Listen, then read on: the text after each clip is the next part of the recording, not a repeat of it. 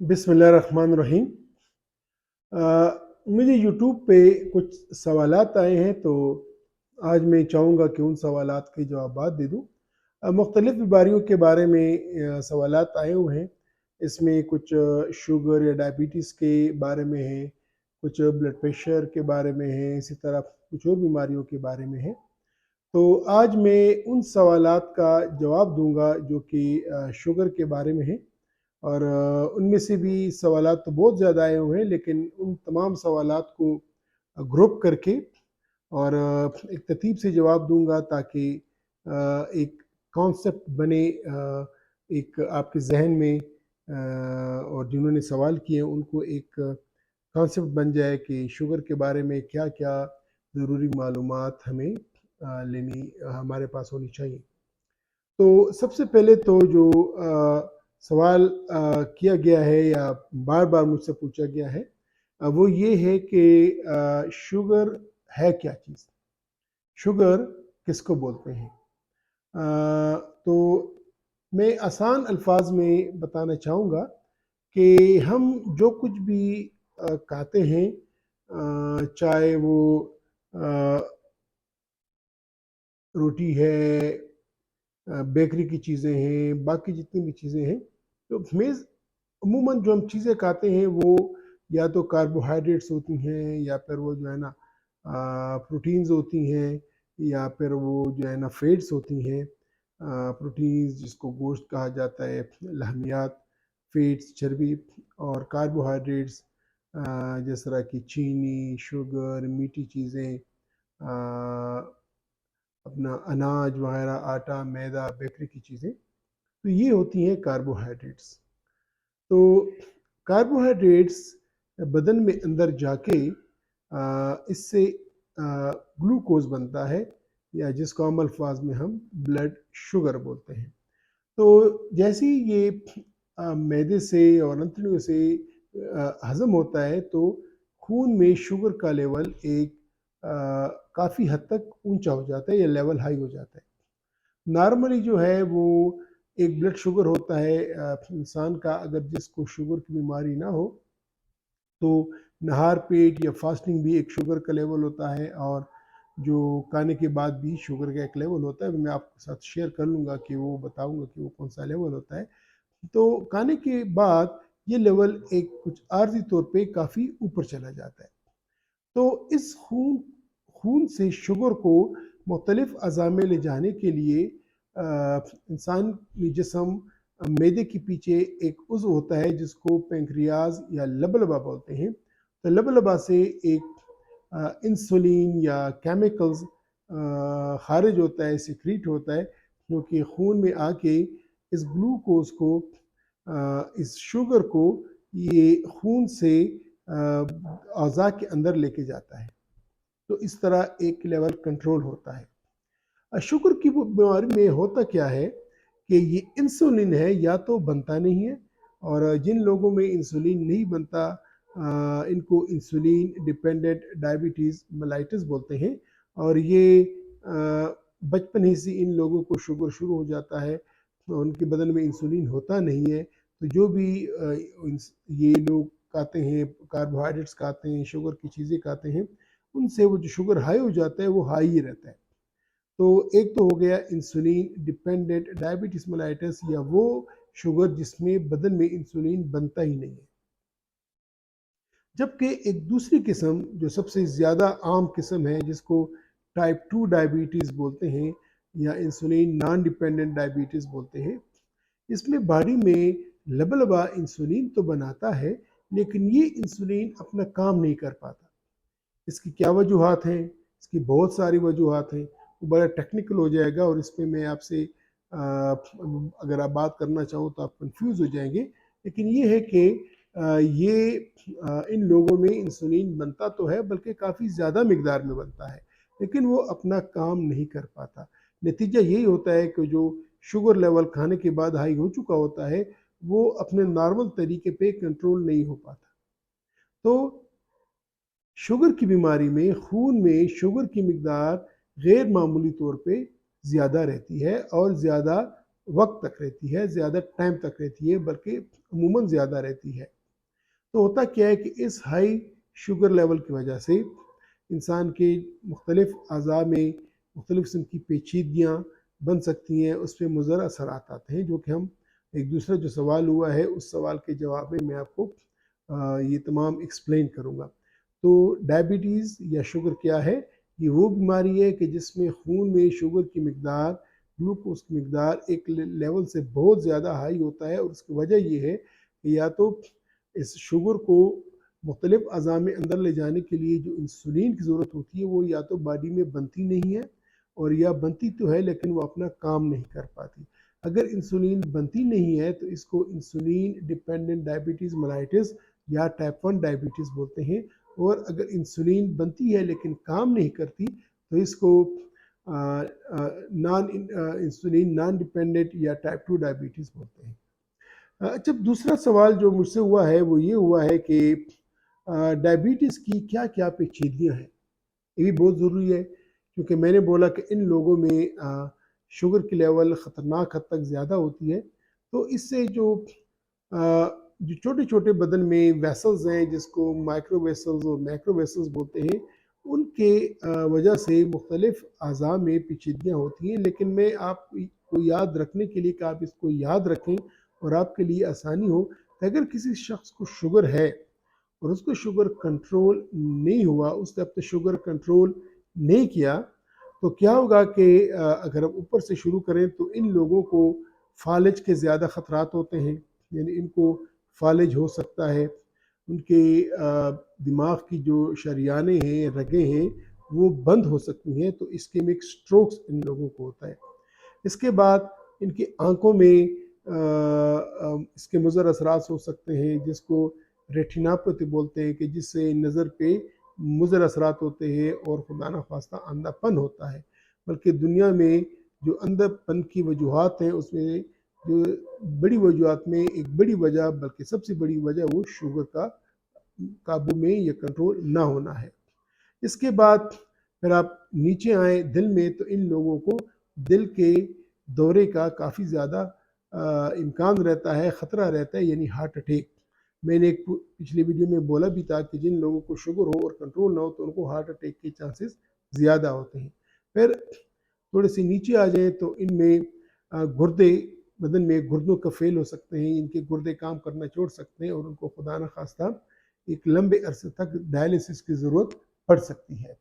اور اس کے علاوہ یہ ہوتے بڑے بڑے پیچیدگیاں ہیں کہ کون سی پیچیدگیاں ہیں کہ فالج کا ہونا، آنکھوں کے برے مسرات، جس کو ریٹیناپیتھی بولتے ہیں، اس کے علاوہ پھر دل کی بیماری یعنی عارض قلب، ہارٹ اٹیکس، گردوں کا خراب ہو جانا۔ اس کے علاوہ اور جو پیچیدگیاں ہیں وہ یہ ہے کہ ان میں جو نرز ہوتے ہیں جس کو نیوروپیتھی بولتے ہیں، ان پہ مضر اثرات ہوتے ہیں۔ ان لوگوں کو جو ہے نا ہاتھوں اور پاؤں میں وہ چونٹیاں سی لگتی ہیں جس کو برننگ سے جلتی ہیں، ان میں ہاتھ پاؤں میں جو چھوٹے چھوٹے مسلز ہیں ان کی ویکنیس ہو سکتی ہے۔ اس کے علاوہ معدے کے مسئلات ہو سکتے ہیں، اس میں جو ہے نا وہ معدہ پراپر طریقے سے کام نہیں کر سکتا ہے۔ اس کے علاوہ جو سب سے بڑی خطرناک وجہ ہے وہ یہ کہ ان کے پاؤں میں اگر زخم آ جائے تو وہ زخم ٹھیک نہیں ہوتا اور اس کو ڈائبیٹک فٹ بولتے ہیں۔ تو شوگر کے مریضوں کی پیچیدگیاں ہیں، اوپر سے نیچے تک جائیں تو فالج کا ہونا، آنکھوں پہ مضر اثرات جس کو ریٹیناپیتھی بولتے ہیں، دل کے attack, heart attacks, coronary disease جس کو بولتے ہیں، گردوں پہ مضر اثرات، گردوں کا فیل ہو جانا، اس کے بعد ڈفرینٹ قسم کی نیوروپیتھیز، اس کے علاوہ معدے کی کمزوریاں، اس کے علاوہ جلد پہ ان کے زخم، پھوڑے آ جانا جو کہ ٹھیک نہیں ہوتے۔ اور جو ایک اور خطرناک وجہ ہے کہ جس سے خدا نخواستہ انگوٹھا یا ٹانگ کاٹنے کی ضرورت پڑتی ہے، وہ ہے ڈائبیٹک فٹ یا پاؤں پہ زخم آنا جو کہ ٹھیک نہ ہو۔ تو یہ تو ہو گئی ہیں ڈائبٹیز کی پیچیدگیاں، یا اگر ڈائبٹیز کنٹرول نہ ہو تو یہ پیچیدگیاں ہو سکتی ہیں۔ تو یہی وجہ ہے کہ کہ ہمیں شوگر کو کنٹرول کرنا پڑتا ہے، کہ اگر شوگر کنٹرول نہ ہو تو یہ پیچیدگیاں ہوں گی اور یہ مسئلے آئیں گے۔ اب اس کے بعد ایک اور جو مختلف سوال ہوئے ان میں سے جو سب سے کامن ایک سوال بنتا ہے وہ یہ ہے کہ شوگر کا علاج کیسے ممکن ہے، شوگر کا کیسے علاج ہو سکتا ہے۔ تو اگر ٹائپ 1 ڈائبٹیز ہے یا وہ شوگر ہے کہ جس میں انسولین بنتا نہیں ہے، وہ آپ کو ڈاکٹر آپ کو بتائے گا، پھر تو آپ کو پہلے ہی دن سے انسولین لگانی ہوگی۔ انسولین آپ لگائیں گے اور اس کے پھر اپنے مختلف طریقے ہیں، اس میں کچھ ایسے انسولین ہے جو کہ دن میں ایک دفعہ لگانی ہوتی ہے، ساتھ میں ہر کھانے سے پہلے آپ کو انسولین لگانی ہوتی ہے، یا 2 ٹائم پہ انسولین لگانی ہوتی ہے جو کہ مکس ہوتی ہے۔ اس پہ پھر بعد میں ایک ویڈیو بناؤں گا اور انسولین کی تشریح کروں گا آسانی سے۔ لیکن یہ یاد رکھیں کہ انسولین ان لوگوں کو چاہیے ہوتا ہے کہ جن کے بدن میں انسولین بنتی نہیں ہے۔ اب عموماً وہ لوگ ہوتے ہیں جس کو ٹائپ 2 ڈائبٹیز بولتے ہیں کہ جس میں انسولین کے سے شروع کرنے سے پہلے ہم گولیوں کا ایک ٹرائی مارتے ہیں۔ مختلف قسم کی گولیاں ہیں، ان میں گولیوں کی کون کون سی اقسام ہیں، اس پہ بھی میں ایک ویڈیو بناؤں گا۔ لیکن یہ گولیاں ہوتی ہیں، کچھ گولیاں آپ کو کھانے سے پہلے کھانی پڑتی ہیں، کچھ گولیاں آپ کو کھانے کے بعد لینی پڑتی ہیں، اور ان گولیوں کا مقصد یہ ہوتا ہے کہ آپ کا شوگر بھی کنٹرول رہے اور شوگر سے جو پیچیدگیاں ہوں وہ پیچیدگیاں بھی نہ آئیں، اور اگر شوگر کی وجہ سے کوئی اور پیچیدگی آ گئی ہے تو اس پیچیدگی پہ بھی اس کے اچھے اثرات آ جائیں۔ تو یہ کچھ ایسی دوائیاں ہیں، وہ پھر ہم تفصیلاً ایک دوسری ویڈیو میں ڈسکس کریں گے کہ مختلف قسم کی پیچیدگیوں کو دیکھتے ہوئے ڈاکٹر آپ کو تجویز کرے گا کہ آپ نے یہ دوائی لینی ہے۔ لیکن سب سے بڑی بات یہ ہے کہ شوگر کے علاج کے 3 اہم پہلو ہیں یا 3 اہم ستون ہیں۔ سب سے پہلا تو یہ ہے کہ پرہیز، کہ شوگر میں آپ کو کچھ چیزیں ہیں جو آپ نے بالکل نہیں کھانی ہوتی ہیں، کچھ چیزیں جو آپ نے حسب منشا کھا سکتے ہیں، اور کچھ چیزیں آپ کو زیادہ کھانی ہوتی ہیں۔ عموماً ہم کہتے ہیں کہ اس پہ بھی میں ایک تفصیلاً ایک اور ویڈیو بناؤں گا، لیکن ابھی آپ کو بتاؤں کہ جن چیزوں میں چینی اور گڑ استعمال ہوتی ہے وہ تو آپ پہ یا شوگر کے مریض پہ مکمل طور پر بند ہے۔ جن چیزوں میں چینی اور گڑ استعمال ہوتی ہے، مثلاً چائے، مٹھائیاں، حلوہ یا بیکری کی میٹھی چیزیں، یہ تمام جن میں چینی یا گڑ استعمال ہوتی ہے تو آپ پہ بند ہے۔ گھر میں میٹھا بن رہا ہے اور اس میں چینی یا گڑ کا استعمال ہے، وہ بند ہے۔ بیکری کی چیزیں عموماً وہ آپ پہ بند ہے۔ ہائی نشاستہ کی چیزیں وہ آپ پہ بند ہیں، ٹھیک ہے۔ اس کے علاوہ پھر کولیسٹرول وغیرہ اگر جس کا زیادہ ہو تو پھر بڑا گوشت چربی والی چیزیں بند کرتے ہیں۔ لیکن یہ ذہن میں رکھیے گا کہ چینی اور گڑ تو مکمل طور پہ آپ کے بند ہیں۔ اگر آپ کو میٹھے کا بہت ہی طلب ہوتی ہے تو وہ کچھ میٹھی گولیاں ہوتی ہیں، وہ گولیاں بھی ہوتی ہیں، پاؤڈر بھی ہوتے ہیں، بازار میں ملتے ہیں، وہ سوکرولز یا کینڈل وغیرہ، وہ پھر آپ استعمال کر سکتے ہیں۔ اس کے علاوہ شوگر کے مریضوں کو اگر فروٹ ہیں تو وہ فروٹ کے جس میں مٹھاس بہت زیادہ ہے، جس طرح کی انگور ہو گیا، جس طرح کی کھجور ہو گئی، جس طرح کے آم ہو گیا، میٹھے آم ہو گئے، تو یہ چیزیں ایسی ہیں کہ یہ بھی آپ استعمال نہ کریں، کیونکہ اس سے بھی آپ کی شوگر کی کنٹرول آؤٹ آف کنٹرول ہو سکتا ہے۔ تو ایک تو یہ چیزیں ہوتی ہیں، ٹھیک ہے۔ اس کے علاوہ اور بھی بہت ساری چیزیں ہیں، اس میں ایک تفصیلی ویڈیو بناؤں گا۔ لیکن پرہیز جو ہے، چاہے آپ کو ڈاکٹر نے انسولین لکھی ہے، چاہے آپ کو ڈاکٹر نے شوگر کی گولی لکھی ہے، یا چاہے کچھ بھی نہیں لکھی ہے، شوگر کی پرہیز یہ تو لازم ہے۔ جس طرح آپ نماز پڑھتے ہیں اور اس کے لیے وضو بناتے ہیں، تو شوگر کے مریض کو پرہیز تو لازمی ہے۔ اس کے بعد دوسری چیز کہ شوگر کے مریض کو ایکسرسائز، فزیکل ایکٹیویٹی یہ ضروری ہے۔ اگر شوگر کا مریض ہے اور وہ روزانہ آدھا گھنٹہ، 40 منٹ اور ہفتے میں کم از کم 5 دن یہ ورزش نہیں کرتا، یہ واک نہیں کرتا، تو اس کا مطلب ہے کہ اس کا شوگر کنٹرول نہیں ہوگا۔ اور واک کے مختلف طریقے ہیں، ورزش کے مختلف طریقے ہیں، اور خاص طور پر ہم یہ کرتے ہیں کہ آپ ورزش کریں تو واک امپورٹنٹ ہے۔ یہ جم بھی ہے، لیکن جم سے بہتر آپ کی واک ہے۔ تو یہ دوسرے ستون۔ تیسرے ستون میں پھر آپ کی آ جاتی ہیں یا تو گولیاں یا پھر آپ کے ٹیکے۔ تو یہ اس پہ ہم بھی بعد میں تفصیلاً بات کریں گے، لیکن اب جو سوال پوچھا ہے اس کا میں آپ کو جواب دینا چاہ رہا تھا۔ اچھا، ایک اور مجھ سے پوچھا گیا ہے کہ جو کہ چوتھا سوال ہے کہ شوگر کے علاج کا ٹارگٹ کیا ہے؟ یعنی ایک بندہ ہے، اس کو شوگر کی بیماری آ گئی ہے، اب وہ اپنے علاج کو یا اس کا مقصد کیا ہے کہ اس کے شوگر کتنے لیول تک آ جائے، تو ہم کہیں گے کہ اس کا شوگر کنٹرول ہے۔ تو اس میں خون کا ہم اس کی خون کا وہ ڈاکٹر صاحب یا آپ کو وقتاً فوقتاً خون کا ٹیسٹ کرتا ہے۔ اس میں ہمارا مقصد یہ ہوتا ہے کہ آپ کے 3 ٹیسٹ ہوتے ہیں جن کو ہم کنٹرول رکھتے ہیں۔ سب سے بڑا ٹیسٹ تو یہ ہوتا ہے کہ جو 3 مہینے کے شوگر کا ایوریج معلوم کرتے ہیں، جس کو HbA1c بولتے ہیں، HbA1c۔ تو آپ کے HbA1c کا جو لیول ہے وہ آپ کا 7% یا اس سے نیچے ہونا چاہیے۔ اگر آپ کا HbA1c لیول 7% سے کم ہے، اس کا مطلب ہے کہ آپ کا شوگر کنٹرول حالت میں ہے، ٹھیک ہے۔ اس کے ساتھ ایک دوسرا ٹیسٹ ہم کرتے ہیں، وہ اصولاً تو ہفتے میں ایک بار، تو روزانہ ہونا چاہیے، نہ وہ ہفتے میں ایک بار، نہ وہ تو ایک مہینے میں ایک بار لازماً کرنا چاہیے۔ وہ ہے فاسٹنگ بلڈ شوگر یا خالی پیٹ آپ کا شوگر لیول۔ یعنی آپ رات کا کھانا کھایا، پھر رات کو کچھ نہیں کھایا، صبح آپ اٹھے، صبح آپ نے کچھ کھایا نہیں ہے اور آپ نے کم از کم 6-7 گھنٹے بعد شوگر ٹیسٹ کیا، اس کو فاسٹنگ بلڈ شوگر لیول بولتے ہیں۔ تو آپ کا فاسٹنگ بلڈ شوگر لیول 130 سے کم ہونا چاہیے، یعنی 130 ملی گرام سے کم ہونا چاہیے۔ تو اگر آپ کا فاسٹنگ بلڈ شوگر لیول 130 ملی گرام سے کم ہے تو اس کا یہ مطلب ہے کہ آپ کا شوگر یا آپ کی شوگر کی بیماری کنٹرول حالت میں ہے۔ اور ایک تیسرا ہم ٹیسٹ کرتے ہیں رینڈم بلڈ شوگر، یعنی کھانے کے 2 گھنٹے بعد آپ نے بریک فاسٹ کیا، ناشتہ کیا، آپ نے لنچ کیا یا آپ نے ڈنر کیا، اور اس کے 2 گھنٹے بعد جب آپ نے شوگر کا ٹیسٹ کیا تو وہ آپ کا 180 ملی گرام سے کم ہونا چاہیے، ٹھیک ہے۔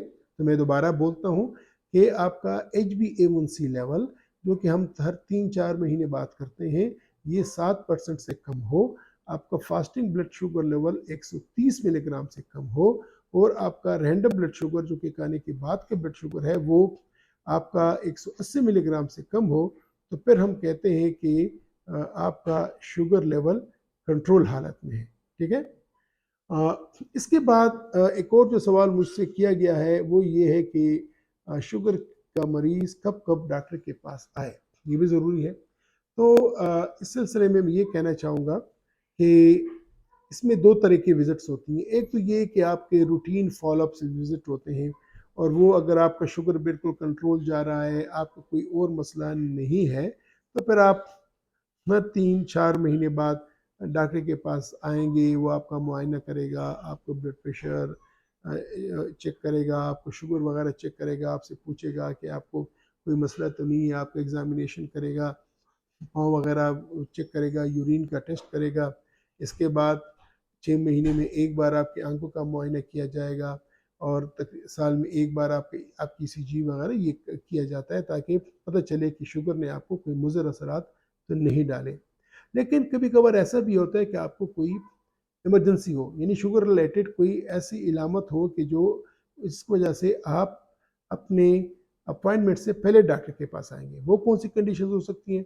خدا نہ خواستہ اگر آپ کو غنودگی یا بے ہوشی چھانے لگے، یا آپ انسولین پہ ہیں اور انسولین لے رہے ہیں، اور آپ کو انسولین لینے کے بعد آپ کو پسینے وغیرہ آتے رہوں اور آپ کو شک ہو سکتا ہے کہ میرا شوگر نیچے جا رہا ہے، پھر آپ ڈاکٹر کے پاس آئیں۔